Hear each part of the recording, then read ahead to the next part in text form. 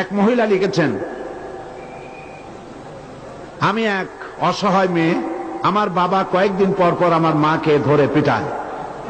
আমরা ভাই বোনগুলো বড় বড় বড় হয়েছি, আমাদের সামনে ধরে ধরে পেটায়। তখন আমার এত কষ্ট লাগে যে আমি কাউকে বুঝাতে পারবো না। আমার প্রশ্ন হচ্ছে, এই ধরনের বাবাদের উদ্দেশ্যে কিছু বলবেন কি? আমার মাকে ধরে যখন মারে তখন আমার মার কি যে কষ্ট হয় আমরা অনেক বুঝিয়েছি, আমাদেরকে ধরে উল্টো বকাবকি করে। এটি একটি অত্যন্ত পীড়াদায়ক কথা। আমি আজকের এই মাহফিলের যত পুরুষ এসেছেন সমস্ত পুরুষদের কাছে আমি বিনীতভাবে এই কথা বলতে চাই, আপনার স্ত্রী আপনার দাসী নয়। বিশ্বাস করুন, আপনার স্ত্রী আপনার গোলাম নয়। রাসূলুল্লাহ বলেছেন, সেই ব্যক্তি উত্তম যে তার স্ত্রীর কাছে উত্তম। আমি আমার স্ত্রীদের কাছে উত্তম ব্যক্তি, বলেছেন মুহাম্মদ রাসূলুল্লাহ সাল্লাল্লাহু আলাইহি ওয়াসাল্লাম। আপনি যে আপনার স্ত্রীর এত পিটাইতেছেন, আপনি মরার পরে আপনার স্ত্রী আপনার সম্পর্কে কি সাক্ষী দেবে? সাক্ষী দেওয়ার কোন পথ রাখছেন?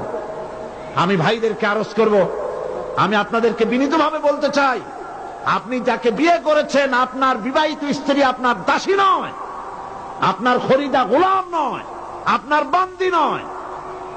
আপনার স্ত্রী, স্বামী আর স্ত্রী দুজন সমান। আপনি বিবাহ করে বাহাদুর হন নাই, বড় লাট হন নাই। খবরদার স্ত্রীর গায়ে হাত তুলবেন না, প্রহার করবেন না। আল্লাহ পাক সকলকে শান্ত হওয়ার তৌফিক দান করুন। স্বামী স্ত্রীর সঙ্গে মনোমালিন্য হতে পারে, শাসনের কথা রাসূলুল্লাহ বলেছেন, শাসন করতে পারেন। কিন্তু আপনি শাসন করবেন আপনার মেয়ের সামনে, আপনার ছেলের সামনে? আপনাকে যদি পেটানো হয় মানুষের সামনে কেমন লাগবে বলুন তো দেখি? বলেন বলেন, কেমন লাগবে?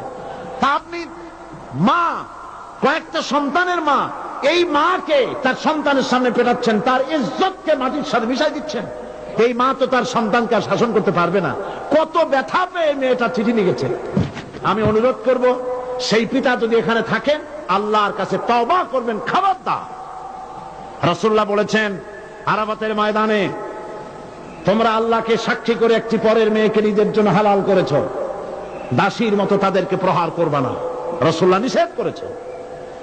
মেয়েদেরকে গালি দিও না, লা তুকরিহুল বানাত ফাইন্নী আবুল বানাত। রাসূলুল্লাহ বলেছেন মেয়েদের গালি দিও না, কারণ আমি মেয়েদের পিতা। আপনারা খবরদার আল্লাহর বান্দীদের প্রহার করবেন না, নির্যাতন করবেন না, গালি দিবেন না। স্ত্রীর নির্যাতন যদি সহ্য করেন আল্লাহ আপনাকে ভিন্নভাবে বরকত দিয়ে দিবেন। খবরদার স্ত্রীদের উপর অত্যাচার করবেন না। আমি মহিলাদের এখানে মাহফিল করেছি, আজকে হাজার হাজার মহিলারা এসেছিলেন। আমি আপনাদেরকে এইসব কথা বলতে পারবো না, সময় হবে না।